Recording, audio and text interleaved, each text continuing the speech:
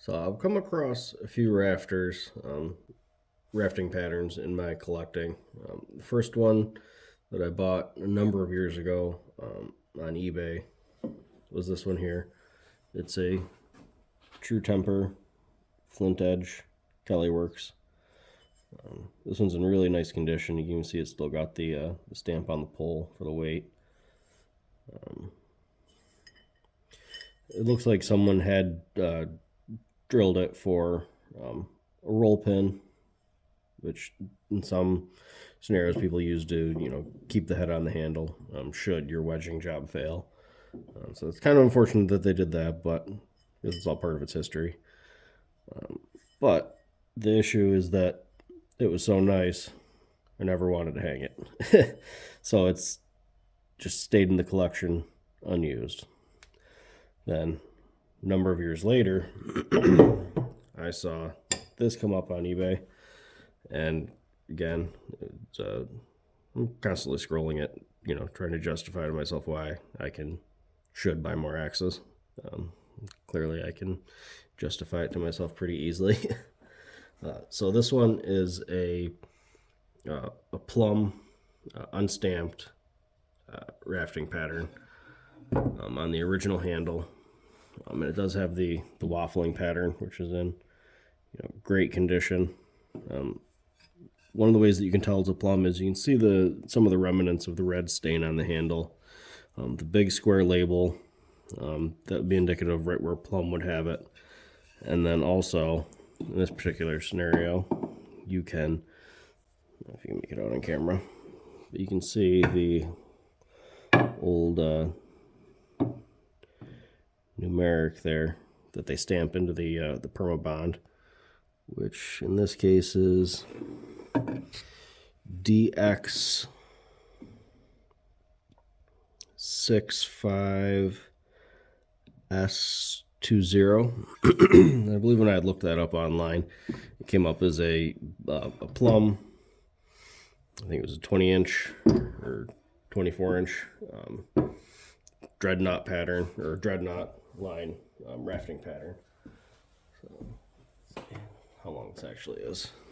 It looks longer than 20 inches for sure, but yeah, 24 inches, give or take. So, but because it is so nice and in such good condition, and on the original handle, I also never really wanted to use that one. So I still didn't have a rafting pattern that was a user in the collection. So then earlier this year, again, watching eBay, shocker, I came across this one. This one is a Collins, again, rafting pattern. It's still got the portion of the original foil label on it, but it is also stamped 4 pounds. Rafting pattern, one of the ways you can tell is not just by the shape, but by the beveled angle leading up to the pole. And this one is also on the original handle. Now, both this one and the plum, I got really good deals on, so I couldn't pass them up. Especially if you follow the market and know what rafting patterns go for. I got them for a steal. But it still left me in the predicament of not having one that I wanted to use. Could I use either of them? Yeah, absolutely. They're absolutely great axes, and I'm sure they would work really well. But I couldn't bring myself to use it and get an overstrike and ruin one of those original handles, because it is only original once. So, just last week, I was again watching eBay, and this one came up. So this one is unstamped. No idea what the maker is. I know the blue paint a lot of times can be indicative of some of the Swedish brands, but I don't think that's a hard, fast rule. So, no name maker, potentially Swedish, which, good steal. It's definitely been used and beat up. Pole's a bit damaged. There is a small hairline crack there. A little bit of chipping.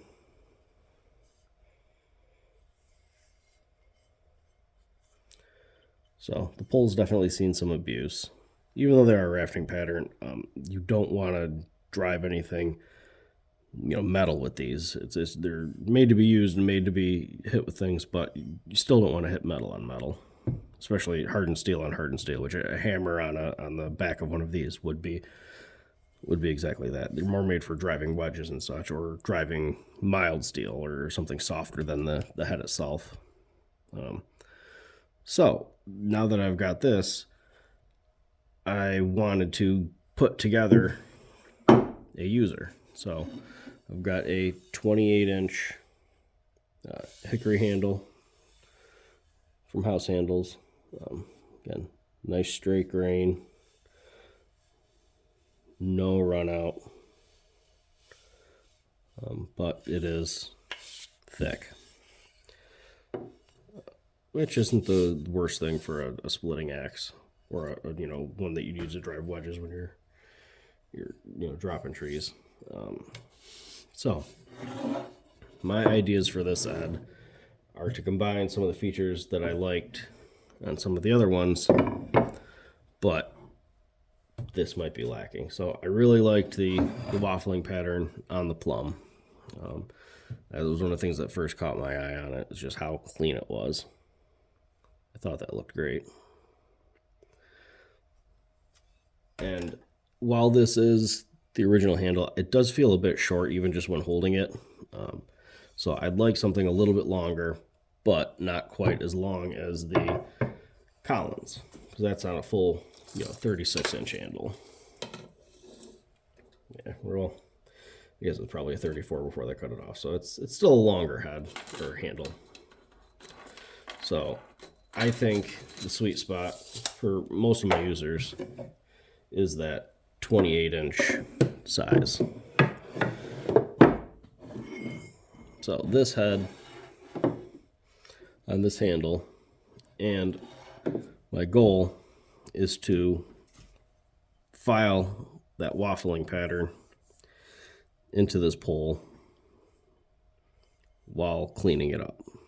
Now, if this is hardened, like I suspect it might be, that might take a really long time, and I might completely abandon that and just go for cleaning it up. But I'd like to at least give it a try.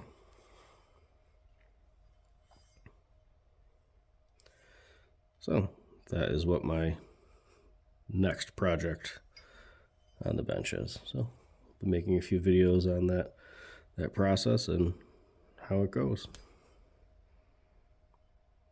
Thanks for watching.